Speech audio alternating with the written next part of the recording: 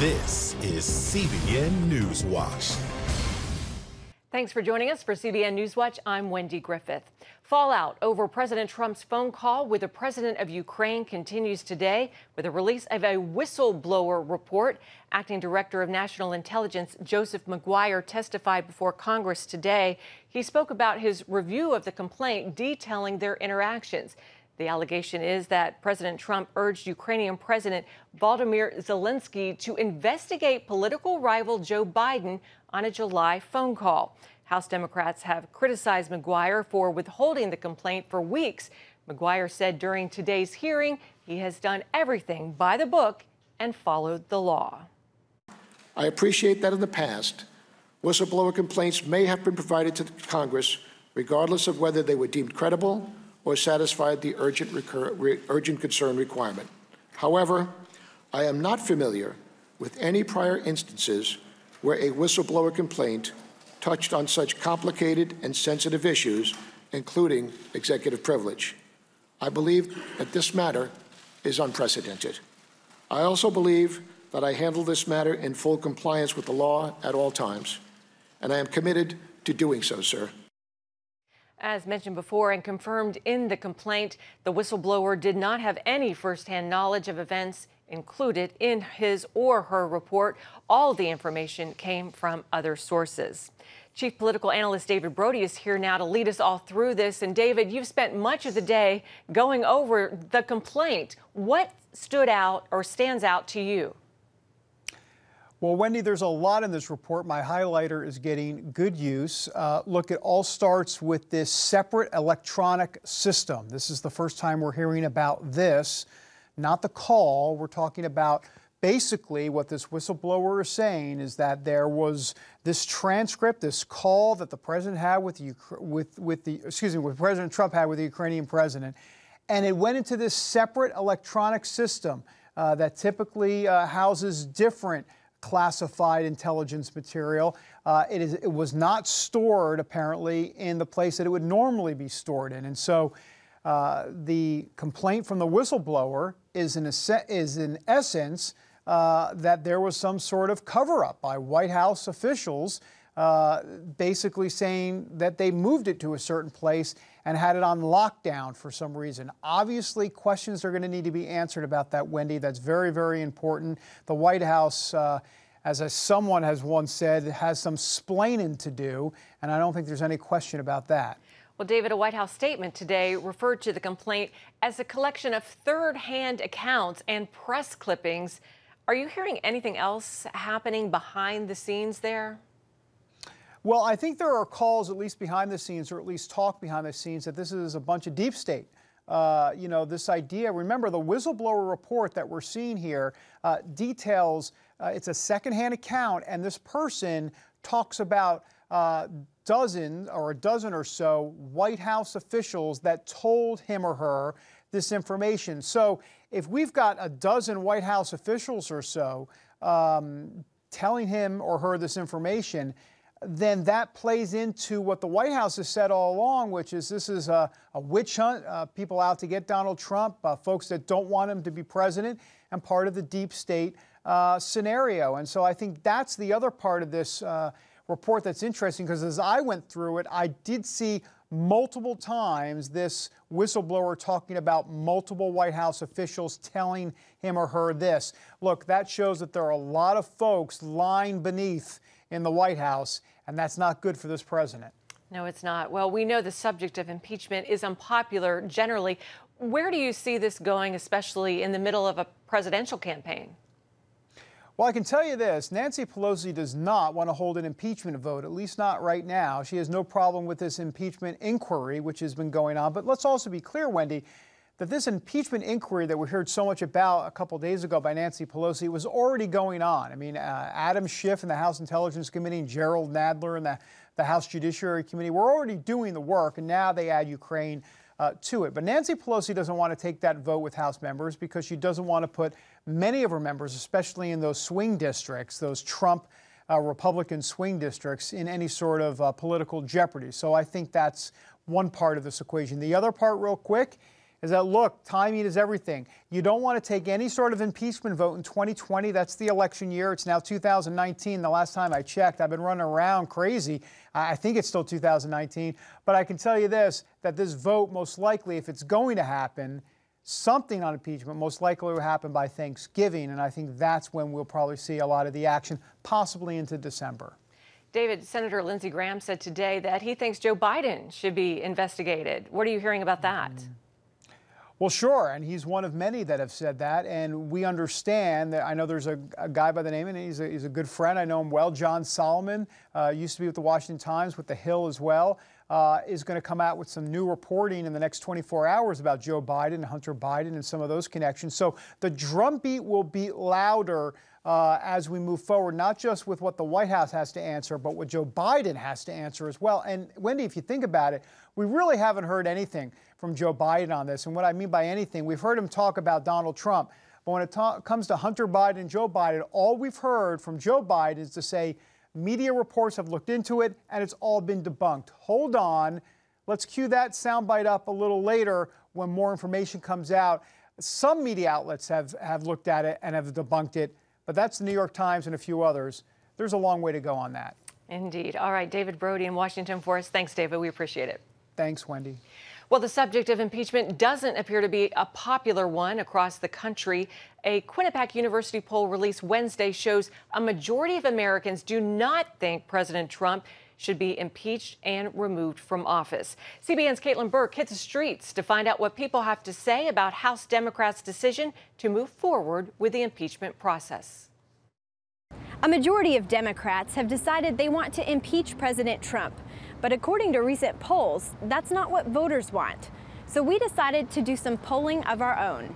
I mean, I don't really agree with impeachment. I think they don't need to impeach him per se. I mean, he's done a lot of stuff I don't agree with, but he's also done some good stuff too for the country. I think it's more about politics at this point. I think the right and wrong thing is kind of almost out the window now. Everything is fixed.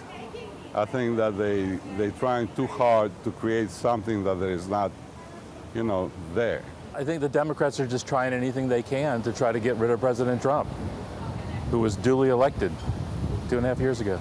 We talked to a lot of people who did not want to share their opinions on camera, but a majority said they don't like Trump, but they don't think that impeachment is the answer. Caitlin Burke, CBN News. All right, Caitlin, thank you. We'll have more on this story and others this evening on Faith Nation, and you can watch it right here on the CBN News Channel. Turning now to Israel, where President Reuven Rivlin chose Prime Minister Benjamin Netanyahu as the first candidate to try to form a coalition government after last week's election. As Chris Mitchell reports from Jerusalem, Netanyahu faces a daunting challenge to get enough seats for a new government. President Rivlin made the choice after he realized he couldn't convince Netanyahu and blue and white leader Benny Gantz to form a unity government. The ability of member of Knesset Benjamin Netanyahu to form a government is better right now. Therefore, sir, I've decided to grant you the possibility to form a government. Netanyahu says he wants a broad unity government. I accept this mission that you have given me. The order of the moment is a unity government, a broad national unity government that is formed quickly. Netanyahu says Israel faces three main challenges: the growing military threat of Iran, Israel's economy, and securing international recognition for Israel's borders. Those borders, and especially the Jordan Valley, are important to secure while a strong ally like President Trump is still in office. Yet Netanyahu faces what some call a political mission impossible. He remains several seats short of a government majority, and he's surrounded by rival parties who say they're unwilling to join his coalition. With the Jewish New Year beginning next week, Netanyahu hopes those parties may have a change of heart. Chris Mitchell, CBN News, Jerusalem.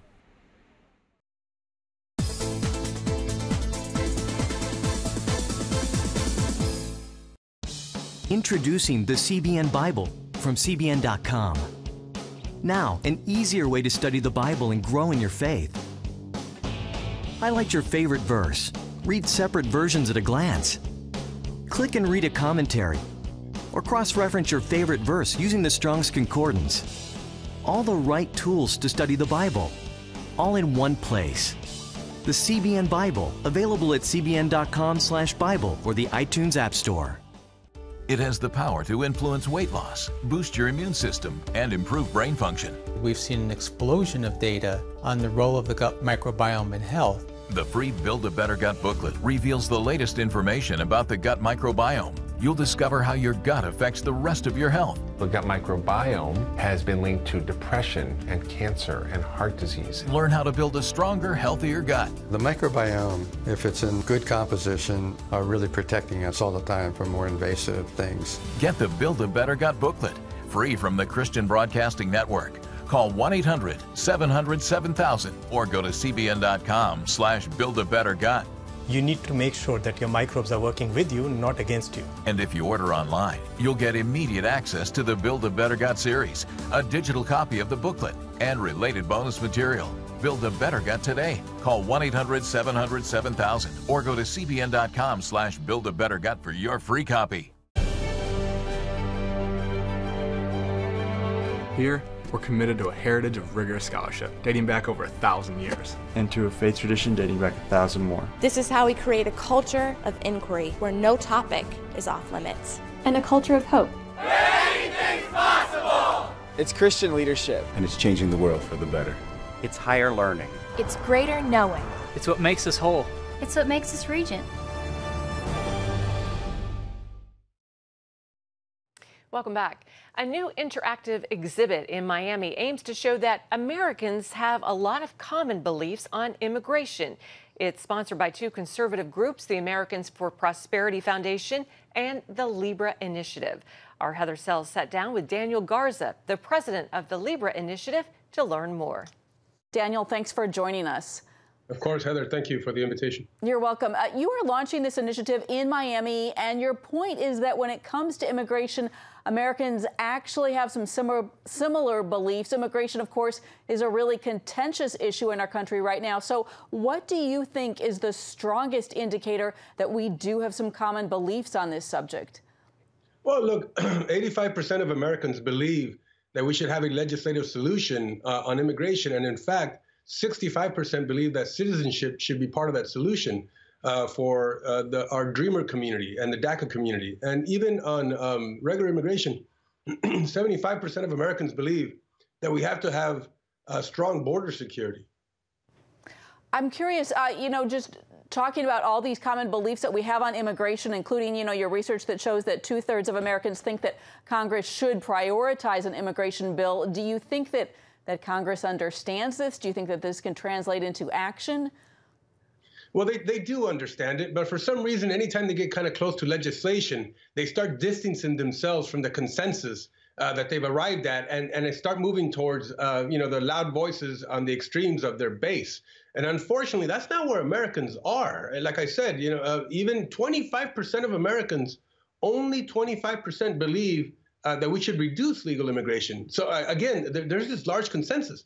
I think what it's going to take is actually working with those unlikely allies where we have that common ground to focus on that common ground and come together on. Look, we've worked with folks from Microsoft, NASDAQ, Mark Zuckerberg, Unidos US, which is a sort of a left of center Latino group, ACLU, on criminal justice reform. And it was a very successful effort by bringing, again, together folks who you would think would be adversarial. But there is so much consensus that we don't focus on, or at least our politicians don't, because they're trying to score political points. And I blame both sides on this, and we can do better. Really interesting. Your research, the research that you're pointing to, a lot of credible groups shows that 3 in 5 Americans want a plan that supports citizenship for Dreamers, along with border security. What is it about those two components that are really bringing people together?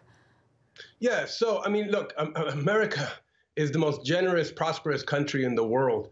But we also want order when it comes to our borders, right? And so that's why you see that they want a type of certainty where we know who is coming into our country. And in fact, we choose who comes into our country and under what conditions. At the same time, we know we need enhanced border security for that. And that means smart technology. That means boots on the ground. That means assets on the ground, and even fencing along the border where Americans can agree on. Again, we are pro-immigration. I mean, we know that immigration is good for America and that it increases economic productivity, which equals actually for more jobs for Americans, and they're very innovative. But at the same time, we want order. Bottom line, what are you hoping to accomplish with this initiative? Yeah, well, you know, we want to bring good folks together from both sides, and we want to have constructive dialogue. You would think, you know, by listening to politicians in the media that there is just so much divide and we can't fix this. But we've shown time and again that when Americans unite on shared common ground, that we can arrive at a solution. But it's going to take that dialogue, that constructive dialogue. It's going to take building that trust and that respect for one another to arrive at those solutions. And I think that this is a good platform to make that happen. All right, Daniel Garza with the Libre Initiative. Thanks for your time. A pleasure. Still ahead, we'll hear about the suffering Christians face in the country with the worst persecution in the world.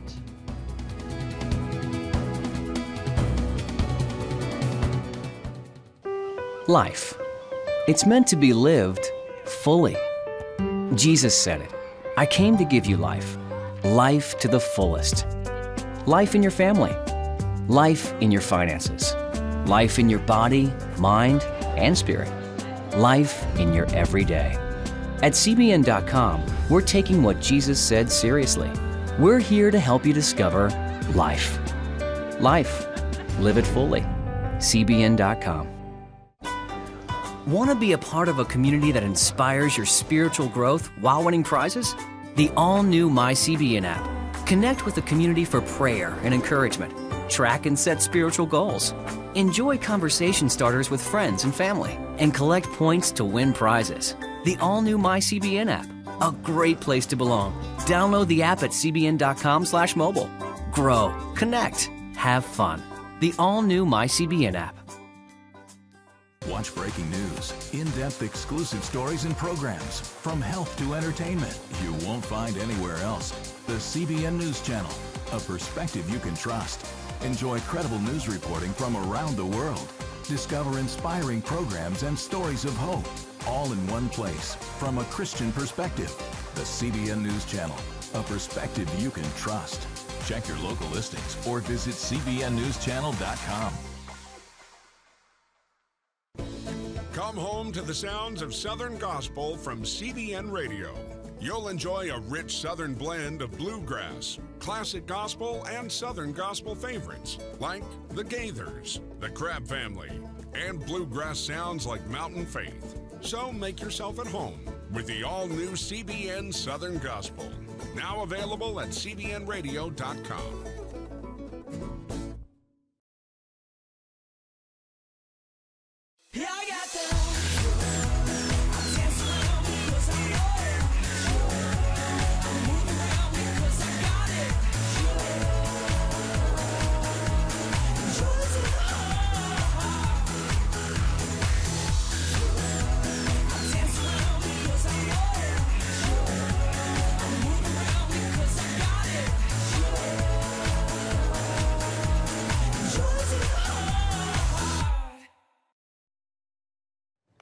During his visit to the United Nations this week, President Trump said religious freedom is a top priority of his administration.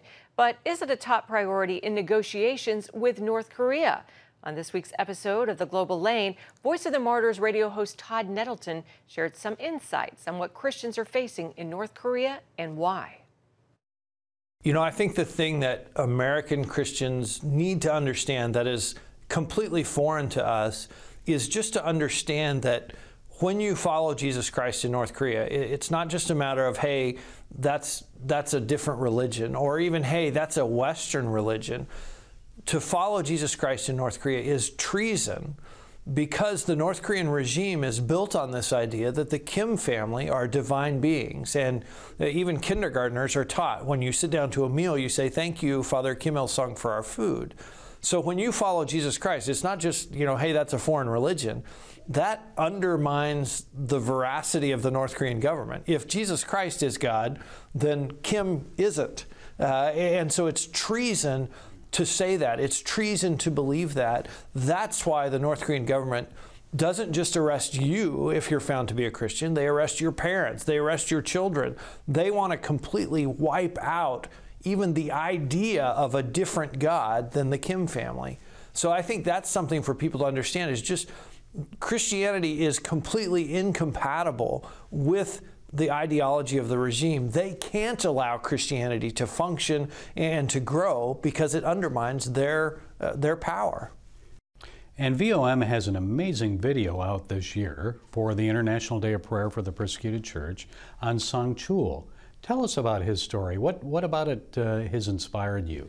Well, one of the things, the story that we're trying to tell is the story of a martyred Christian named Pastor Han, who was a pastor in China, right along the North Korea border.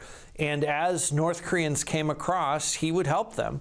And he would help all of them, but some of them would also become believers. They would hear the gospel and they would accept it. And one of the things that Song Chul, who's featured in the video, the first way he met Pastor Han is he was out in the forest picking mushrooms, and Pastor Han offered to sell the mushrooms for him in the market, because as a North Korean, he didn't have the right to do that legally. And so Pastor Han took the mushrooms, he sold them in the market, and he brought back all of the money.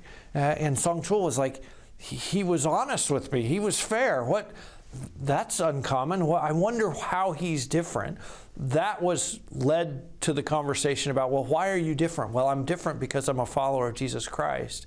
And Song Chul, as other North Koreans, are taught that missionaries, Christians, they just want to take advantage of you. And in fact, they're taught that Christian missionaries, especially Western missionaries, actually eat North Korean children.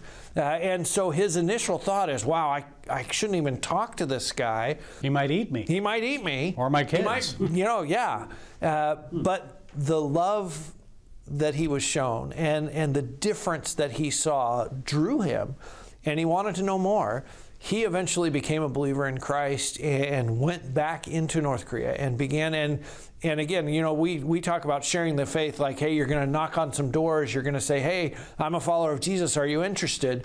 That's not how it is in North Korea at all. In fact, even to tell your spouse, to tell your family members, that's a huge step, because they might report you. Neighbors are expected to report on their neighbors. If there's anything strange going on at your neighbor's house, you're supposed to report that to the local officials. And what happens if you're arrested? You disappear. That's the reality. If you're found to be a Christian, you are going to a labor camp or a political prisoner camp, and probably you won't come out alive. The life expectancy in those camps is somewhere around 5 years, if you last that long. The average sentence is around 15 years, so it's basically a death sentence.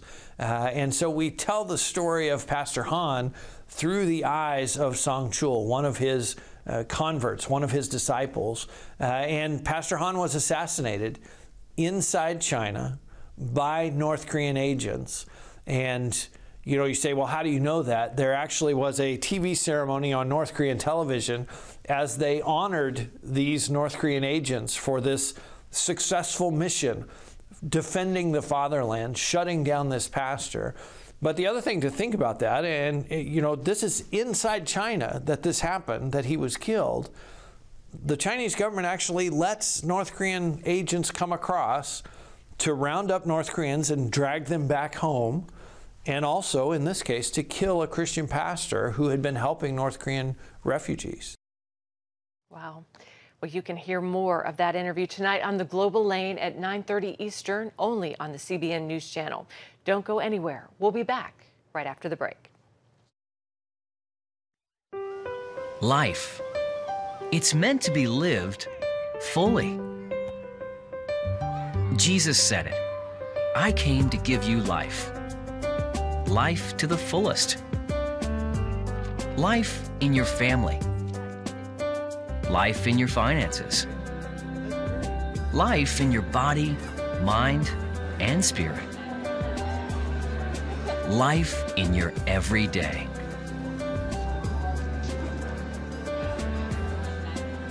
At CBN.com, we're taking what Jesus said seriously. We're here to help you discover life. Life. Live it fully.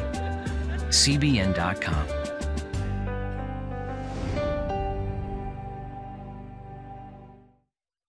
October 1st, 1961, history was made when a tiny station began transmitting the first signals of the Christian Broadcasting Network. CBN, the Christian Broadcasting Network. And now, a new era has begun with the all-new CBN News Channel. Just moments ago, the Iron Dome intercepted an incoming rocket right on the Gaza border. Administering in this area, spiritual warfare is definitely involved. A 24/7 news network, bringing you the news you want from a source you can trust. In Kenya, 40% of the medical services are actually provided by these Christian hospitals. Let's talk about the economy. Believers here are joining together to win people to Jesus Christ. All your favorite shows now in one place. Go to CBNNewsChannel.com to find out how to get the CBN News Channel on your TV all day, every day. CBN News. Visitors to Jerusalem's Western Wall often place written prayers in cracks or between the stones. Have you ever wondered what happens when no more prayers will fit in those crevices? CBN Middle East Bureau Chief Chris Mitchell has the answer. 12 million people visited the Western Wall this year. The Western Wall is part of the retaining wall built by King Herod 2,000 years ago around the Temple Mount. When King Solomon dedicated the first temple, God said that his eyes and heart would always be here.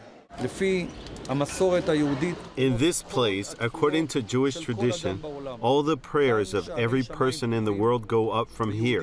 Here, the gates of heaven are open, and Jews and non-Jews from the land or from the diaspora put their requests here by means of notes that they inserted between the stones of the Western Wall.